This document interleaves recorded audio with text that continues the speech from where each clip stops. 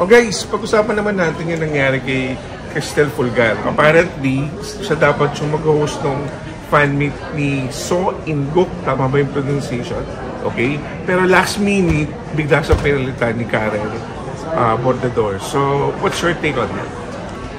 Nico, si Nico muna bilang siya ang siya yung nandun sa event. Well, unang-una, masasabi ko lang hindi deserve ni Cristel yung mapalitan siya last minute. Naikwento naman niya na rin ng buo dun sa dalawang vlogs niya, diba? Kung ano yung tunay na nangyari, napalitan siya, sinabihan lang siya na hindi na siya yung mag-host, and then Karen. Also, gusto ko rin i-disclaimer, hindi rin deserve ni Karen yung pambabash na dahil pinalitan lang na si Cristel. Wala rin naman siyang kaalam-alam doon. So, tigil na po natin yung pambabash between Cristel and Karen. Iba po dapat yung ibinabash natin dito. Charing. Meron pong umatitude doon sa behind the scenes. And hindi po yun si Cristel, hindi din po yung Epic Events, hindi din po si Karen yun.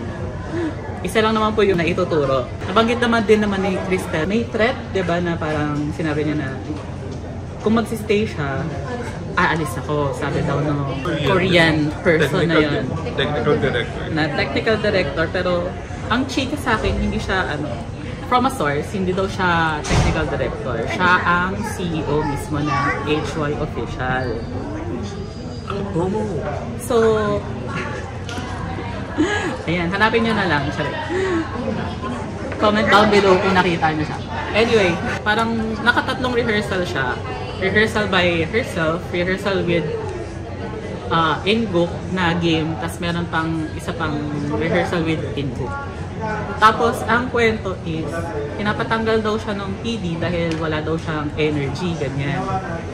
Na hindi naman sa kanya nasabi nung the first three rehearsals na, girl, itaas mo na yung energy mo, bigay mo na lahat. Ang binabash ng mga tawa kay Cristel, dapat 100% na yung first rehearsal pa lang. Pero kasi, kung rehearsal yun, syempre, tapos ganun kaaga, 8:30 AM, 7 PM pa yung event, syempre, i-conserve mo yung energy mo. Pero, as director, as the Korean TD din, di ba? Parang sana sinabi na lang nila na, Cristel, bigay mo na lahat. Kasi ang dali nun i-fix kung energy lang yung problema, di ba? So, isang instruction lang nun, maayos na sana. Kaso, inantay nilang matapos yung rehearsal, tsaka lang sila decide na palitan si Cristel. Tapos wala pang kaalam-alam si Cristel nun sa mga eksena behind the scenes. Parang nagkakaroon pa dapat ng discussion with her management, with Epic Events, and then with the Korean team. Tapos si Korean person, dumiretso kay Cristel, imbes na ma-fix nga yung lack of energy problem. Dapat hindi sila dumiretso kay Cristel na sinabihan siyang papalitan siya kasi may kontrata pong dapat i-honor, di ba? And bayad din si Cristel doon.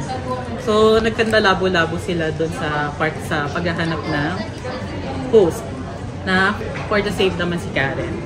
Ang daming pwedeng, ang daming pwedeng gawin para ma-fix yun, di ba? Parang pwede siyang gawing co-host if kinuha si Karen, di ba? Or pwede siyang mag-host ng isang segment man lang.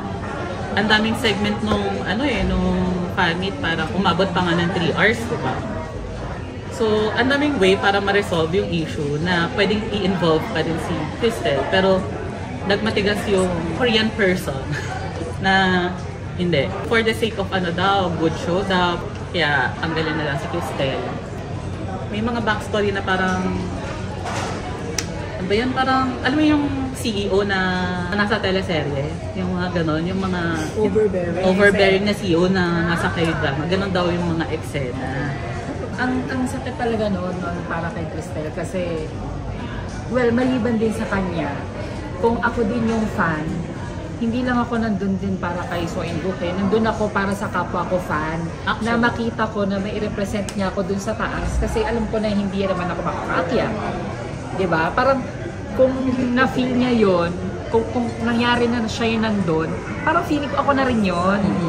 Kaya naiintindihan ko yung mga fans, pero sana yung wag nang i-bash yung pumalit, ganon. Tsaka feeling ko parang medyo nagamit si Cristel.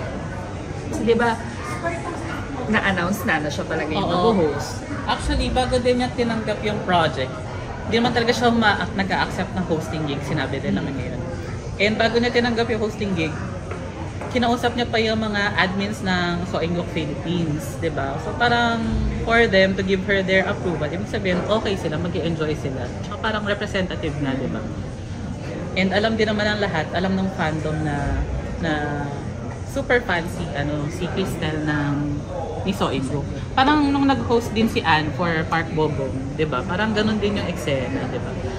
Parang pag pinanood mo din naman si Anne noon, ramdam mo yung kilig, pero ramdam mo din yung kaba niya doon sa show. Pero nagawa pa rin niya na maayos yung trabaho niya. Pero si Anne, the best din ha. I mean, na hindi naman siya yung sanay na kinukuhang hosts for a Korean fan meet.